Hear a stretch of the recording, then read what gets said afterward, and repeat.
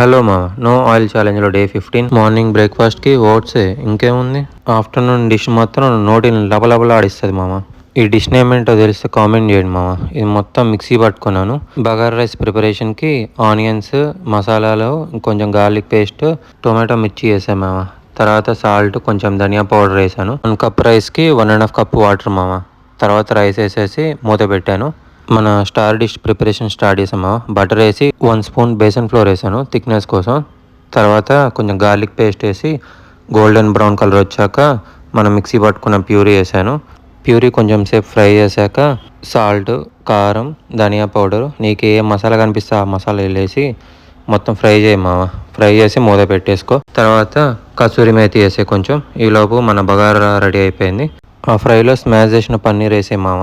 వేసి బాగా తిప్పి మూత పెట్టేసి ఒక 5 మినిట్స్ తర్వాత మూత తీసి చూడు రెడీ అయిందేమో. రెడీ అయిపోయింది మామ, అంతే. ఇంకా బగారా రైస్లో పెట్టుకొని కుమ్మేయడమేమో.